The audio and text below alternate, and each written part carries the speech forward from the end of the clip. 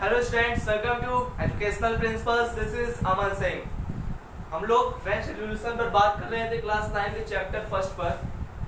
हमने कहा था पढ़ा था स्टूडेंट्स, हमने पहले वीडियो में हमने दो टॉपिक कवर किया था। कौन कौन सा? Outbreak of revolution and French society. ये दोनों लॉन्ग क्वेश्चंस हैं, एग्जाम में डायरेक्ट क्वेश्चन पूछता है ये दोनों क्वेश्चन। मैंने किस तरह बताया था? आउटब्रेक ऑफ रिवॉल्यूशन में क्या हुआ था स्टूडेंट्स कि किंग ने अपने आर्मी को ऑर्डर दिया कि किसी और क्राइसिस के लिए कि शहर में जाकर वो रहे। मतलब किंग ने ऑर्डर दिया अपने आर्मी को कि वो शहर में जाए किसी और क्राइसिस के लिए। बट वहां के लोगों ने क्या किया? वहां के लोगों ने ये समझा कि किंग ने आर्मी को भेजा है हमें मारने के लिए। ये अफवाह थी सिर्फ, ऐसा कोई कंडीशन नहीं था किंग की कि वो उनको मारने के लिए भेज रहा था, बल्कि कोई और अदर कारण था कि वो आर्मी को उसने उतारा था। लेकिन लोगों के मन में अफवाह बैठ गई कि किंग ने हमें मारने के लिए आर्मी भेजा है। तो क्या करने लगे? वो गवर्नमेंट बिल्डिंग्स को तोड़ने लगे। किस बेसिस पे? उनको हथियार चाहिए। और उन्होंने बेस्टाइल फोर्ट इसीलिए तोड़ा था कि उनको हथियार चाहिए, क्योंकि उनको लड़ना है, क्योंकि आर्मी उनको मारने आ रही है। बेस्टाइल फोर्ट को उन्होंने तोड़ दिया, वहां पे 7 कैदी थे उनको छुड़ा दिया और वहां के कमांडर को उन्होंने हत्या कर दी उसकी। और उस फोर्ट को तोड़ के उसके सामान को बाजार में बेच दिया गया एक निशानी के तौर पे। ओके स्टूडेंट्स, ये था आउटब्रेक ऑफ रिवॉल्यूशन। और इसके देर के टूटने के बाद क्या हुआ? किंग एक्शन में आ गया और उसने अपने आर्मी को भेजा वहां के हालात सुधारने के लिए। जैसे दंगे होते हैं कश्मीर में, पुलिस और दंगाई एक सामने आ जाते हैं, फिर पत्थरबाजी होती, फिर वही कंडीशन होने लगे, जगह जगह दंगे होने लगे फ्रांस में। ये था आउटब्रेक ऑफ रिवॉल्यूशन। यहीं से फ्रेंच रिवॉल्यूशन की शुरुआत मानी जाती है। और फ्रेंच सोसाइटी में क्या था स्टूडेंट? फ्रेंच सोसाइटी में 3 स्टेट बांटे गए थे। कौन कौन से? Clergy, nobility and peasants. Clergy and nobility को टैक्स नहीं देना पड़ता था, बल्कि पीजेंट्स को टैक्स देना पड़ता था। पीजेंट्स को 2 प्रकार के टैक्स देने पड़ते थे, टिथेस थे, टैक्स थे। टिथेस मतलब वो टैक्स थे जो किसानों द्वारा, लेबर्स द्वारा किसको दिए जाते थे? क्लर्जी मतलब उन लोगों को जो चर्च में रहते थे, पुरोहितों को, पंडितों को, आदि लोगों को। नोबेलिटी में क्या था स्टूडेंट? टैक्स में क्या था? जो सरकार टैक्स लगाती थी। ठीक है, क्लियर? वो दोनों क्वेश्चंस आपके एग्जाम में डायरेक्ट पूछे जाते हैं। आज आपका नेक्स्ट टॉपिक है फ्रेंच रिवॉल्यूशन में the reason for empty treasure. 1774 में लुई 16 राजा बने। जब वो राजा बने तो उनको अपना ट्रेजर मतलब खजाना की जगह, मतलब खजाना उनको अपना खाली मिला। क्यों खाली मिला? यही हमको पढ़ना है स्टूडेंट्स। लॉन्ग ईयर वॉर पहला कारण था खजाने खत्म होने का, कि उन्होंने बहुत समय तक युद्ध लड़ा। मतलब इनके पिता जो थे लुई 15, उन्होंने बहुत समय तक युद्ध लड़ा। किससे युद्ध हो रहा था? France versus Britain. इन दोनों देश में बहुत काफी समय तक युद्ध चल रहा था।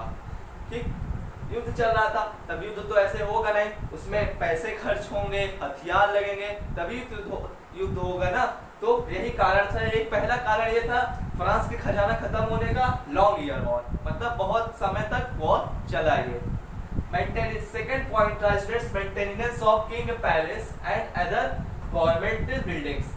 जैसे हम आपको कह दें आप राष्ट्रपति भवन में जाकर रहिए, तो यहाँ के इंडिया का राष्ट्रपति भवन वहां का कितना बड़ा है देखिए, और हर दिन उसके मेंटेनेंस का खर्चा लगभग 50 करोड़ रुपए है। इस समय हर दिन वहां का मेंटेनेंस का खर्चा 50 करोड़ है। सो वैसे ही वहां पर भी था, किंग अपने पैलेस के और अदर गवर्नमेंट बिल्डिंग के मेंटेनेंस में जो खर्चा होता था वो तो बियर करेगा ही, उसको तो मना ही नहीं कर सकता क्योंकि वो दिल्ली का चीज है। So maintenance of king palace and other government buildings, ये सेकंड पॉइंट था उनके खजाने खत्म होने का।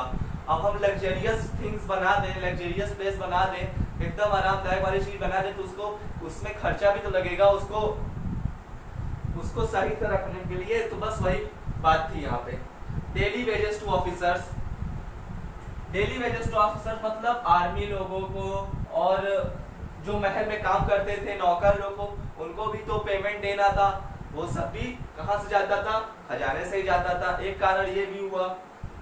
चौथा पॉइंट का था students, helping of America for independence. जैसे ब्रिटेन ने हमारे इंडिया को 200 साल तक गुलाम बनाए रखा था, उसी तरीके से उसने अमेरिका को भी अपना गुलाम बनाए रखा था। सो अमेरिका क्या करता था, अमेरिका अपनी लड़ाई लड़ने लगा ब्रिटेन से, तो जो फ्रांस है, फ्रांस अमेरिका की मदद करने लगा। फ्रांस अमेरिका, अब ये फ्रांस और अमेरिका फ्रांस अमेरिका की मदद करने लगा। कैसे? पैसे देकर सहायता करके, हथियार देकर सहायता करके, क्योंकि वो ब्रिटेन से लड़े और जीते। इसके लिए उसने क्या किया, उसने 2 बिलियन का लोन ले लिया और सारे अमेरिका को दे दिया। ये भी कारण बना, खजाना खाली आप लोन भी ले रहे हैं और उसकी मदद भी कर रहे हैं कि अपने देश पे मदद करनी चाहिए, लेकिन वो दूसरे देशों की मदद कर रहा था फ्रांस। एक कारण ये भी माना गया एम्प्टी ट्रेजरी का। अब जब आपने लोन लिया है तो उसका इंटरेस्ट भी देना पड़ेगा। जिस भी लोगों से आपने लोन लिया उसका इंटरेस्ट भी उनको देना पड़ेगा। ये 5वां कारण था। अब 6वां कारण ये है, tax paid by only third state. France का एक कंडीशन ये थी, मैंने आपको बताया था कि सिर्फ थर्ड स्टेट वालों को टैक्स देना था। तो कहां से कवर होगा? वो लोग, गरीब लोग कितना टैक्स देंगे? अगर टैक्स आपको ट्रेजरी आपको फूड करनी है तो फर्स्ट स्टेट और सेकंड स्टेट को भी आपको टैक्स लेना चाहिए, लेकिन तब भी उनके दिमाग में, लुई 16 के दिमाग में नहीं आया कि वो फर्स्ट सेकंड स्टेट से टैक्स लें, बल्कि वो थर्ड स्टेट को और टैक्स पेड करने के लिए मजबूर करने लगे। तो ये कारण थे एम्प्टी ट्रेजरी के। क्या क्या कारण थे स्टूडेंट्स? लॉन्ग ईयर वॉर, मतलब बहुत समय तक युद्ध करना, किससे? ब्रिटेन से। उसके बाद अपने महलों को और अदर सरकारी दफ्तरों की खर्चा के लिए, मतलब और अच्छे से उसको काम करने के लिए, डेली वेजेस टू ऑफिसर्स, मतलब महल में जो लोग काम कर रहे हैं उनको रोज पेमेंट करना। Helping of America for independence, America को इंडिपेंडेंस दिलाने के लिए उसकी सहायता करना। कैसे? पैसे के रूप में, हथियार के रूप में आदि। इंटरेस्ट ऑफ लोन, और जो उन्होंने लोन लिया था 2 बिलियन का, उसका लोन भी उनको चुकाना करना था और प्लस इंटरेस्ट भी देना था। एक कारण ये था एम्प्टी ट्रेजरी का। Tax paid by only third state, और फ्रेंच की कंडीशन क्या थी? वहां के सिर्फ थर्ड स्टेट, मतलब लेबर क्लास वाली सोसाइटी को सिर्फ उनको टैक्स देना था और उनको किसी से टैक्स नहीं लेना था। और तब भी किंग के दिमाग में नहीं आया वो फर्स्ट और सेकंड स्टेट वालों से टैक्स ले, बट उसने और क्या कर दिया, थर्ड स्टेट को फोर्स करना शुरू किया कि और वो टैक्स दे। तो एक कारण ये भी बनता है फ्रेंच रिवॉल्यूशन का, king force third state to give more tax. ठीक है स्टूडेंट, ये पॉइंट्स आप नोट कर लीजिए, ये इंपॉर्टेंट, ये भी टाइप क्वेश्चन आता है इस पर। कुछ पॉइंट्स है, नोट कर लीजिए, फिर आप अपने बनाकर लिखिएगा। हिस्ट्री आप अपने बनाकर लिखेंगे।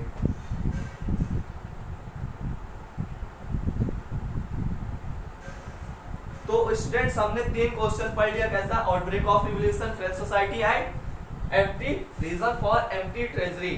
ठीक है स्टूडेंट्स, खजाने खाली होने का, फ्रेंच के खजाना खाली होने का कारण पता चल गया। यही सारे पॉइंट्स थे जो कि उनके खजाने को खाली कर दिया। अब नेक्स्ट आपका टॉपिक है subsistence crisis. Subsistence crisis.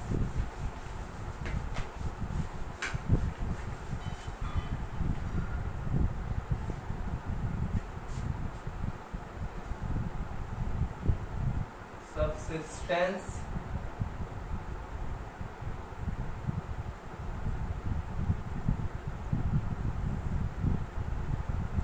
Subsistence crisis मतलब स्टूडेंट्स आप एक तरीके से ये समझ लीजिए कि अगर आपके डेली यूज, मतलब बेसिक मीन्स पर अगर आपके खतरा आ जाए, बेसिक मीन्स मतलब जैसे कि हम जानते हैं रोटी, कपड़ा, मकान,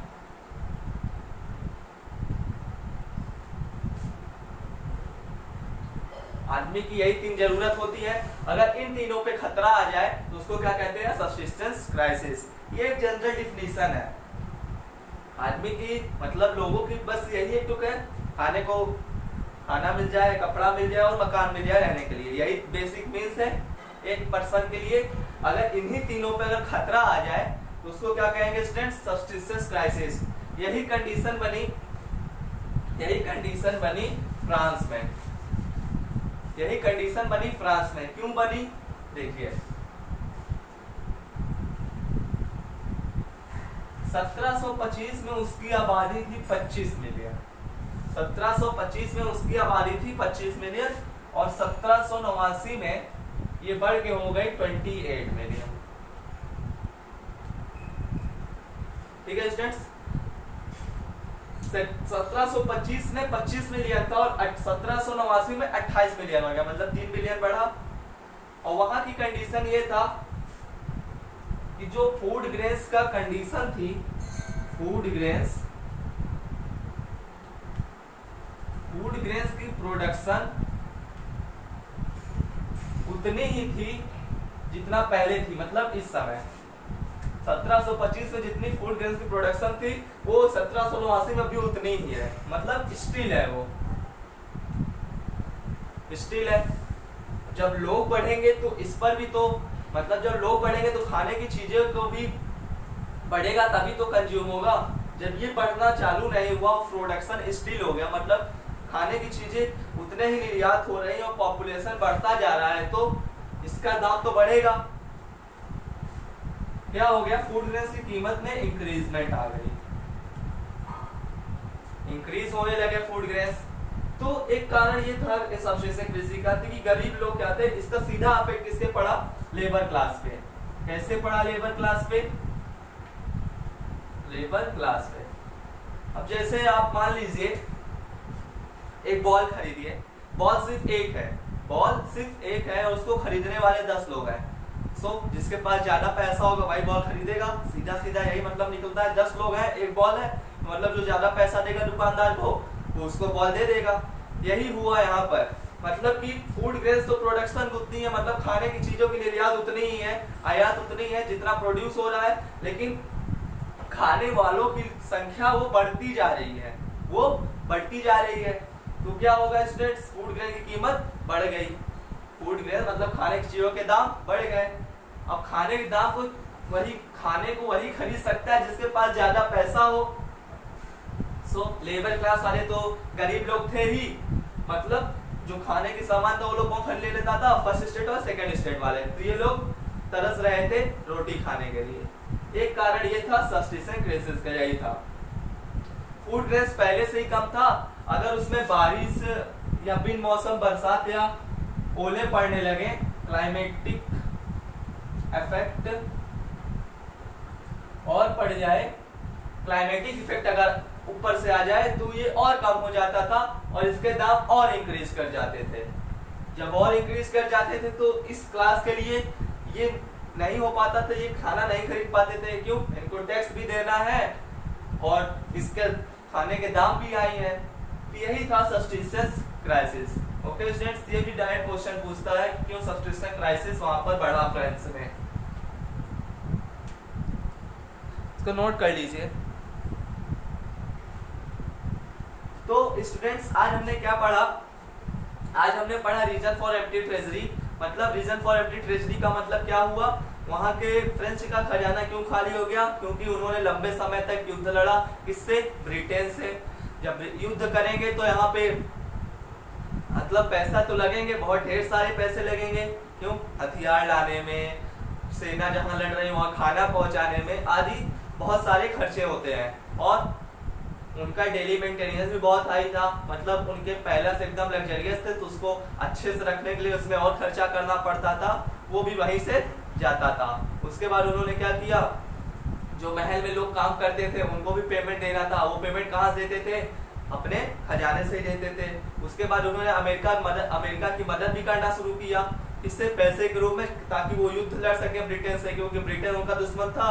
और जब अमेरिका युद्ध करने लगा तो फ्रांस उसका दोस्त बन गया, उसको पैसे प्रोवाइड करने लगा, लोन लेके वो भी पैसे प्रोवाइड करने लगा क्या तुम युद्ध लड़ो, और उन्होंने आजादी भी पा ली। ये कारण थे। और क्या कारण था, और टैक्स क्या देना था, सिर्फ थर्ड स्टेट वाले टैक्स देते थे, बाकी स्टेट वाले टैक्स नहीं देते थे। और फोर्स किंग क्या कर रहा था, और फोर्स कर रहा था थर्ड स्टेट वालों को कि और वो टैक्स दें। तो ये कंडीशन पॉसिबल तो नहीं थी कि सिर्फ थर्ड स्टेट वाले अगर टैक्स देंगे तभी उनका ट्रेजरी तो भर पाएगा। ट्रेजरी भरना है तो तीनों स्टेट पे टैक्स बराबर रूप में देना पड़ेगा। ओके स्टूडेंट्स, ये सभी कारण थे। और जो स्टैचू ऑफ लिबर्टी आप जानते हैं अमेरिका में है, वो फ्रांस ने ही गिफ्ट की थी अमेरिका को, जब अमेरिका आजाद हो गया था। तो उसके बाद substitution crisis I student. Substitution crisis क्या थी? 1725 में फ्रांस की आबादी 25 मिलियन थी और 1789 में फ्रांस की आबादी थी 28 मिलियन। जब जनसंख्या बढ़ेगी तो खाने के ऊपर भी लोड बढ़ेगा, खाने का प्रोडक्शन पर भी, अगर खाने के प्रोडक्शन की डिमांड भी बढ़ेगी। जब खाने का डिमांड बढ़ा, लेकिन फूड ग्रेन्स क्या है, जमीन तो उतनी है, फसल उतने ही होंगे जितना पहले थे, तो क्या हुआ, प्रोडक्शन तो स्टिल है, दाम बढ़ते गए क्योंकि आबादी बढ़ रही तो दाम तो बढ़ेंगे ही। जैसे एक बॉल आपने खरीदा, 10 लोग हैं एक बॉल खरीदने वाले, तो जो ज्यादा पैसा देगा वही बॉल खरीदेगा, तो वही कंडीशन यहाँ पर भी आ गई।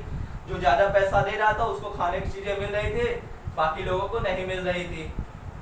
ऊपर से अगर क्लाइमेटिक इफेक्ट कोई पड़ जाते हैं तो इसका फूड ग्रेन्स की प्रोडक्शन और कम हो जाता था। जब और कम हो जाता था तो इसका दाम और बढ़ जाते थे फूड ग्रेन्स के, और लेबर क्लास के लिए पॉसिबल नहीं हो पाता था कि वो खरीद ले खाने की चीजें, क्योंकि उनको टैक्स भी देना पड़ता था, प्लस खाने के दाम भी हाई है। तो एक छोटे क्लास या गरीब लोगों के लिए इतना पॉसिबल तो है नहीं कि वो खाने की चीजें खरीद पाए। सो यही कारण थे स्टूडेंट्स। आपने 4 क्वेश्चन पढ़े, मैंने 4 क्वेश्चन पढ़ाए। कौन कौन से? आउटब्रेक ऑफ रिवॉल्यूशन, ये डायरेक्ट क्वेश्चन पूछता है, आउटब्रेक ऑफ रिवॉल्यूशन। उसके बाद सोसाइटी के ऊपर, फ्रेंच सोसाइटी कैसी थी, इस पे क्वेश्चन पूछेगा।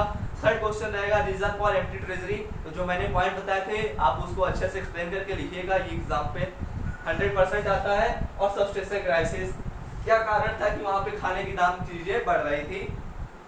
ओके स्टूडेंट्स, आई होप आपको वीडियो अच्छी लगी हो। अगर अच्छी लगी हो तो लाइक करिए, शेयर करिए, कमेंट करिए और सब्सक्राइब करके बेल आइकन जरूर दबाइए। Thank you students. नेक्स्ट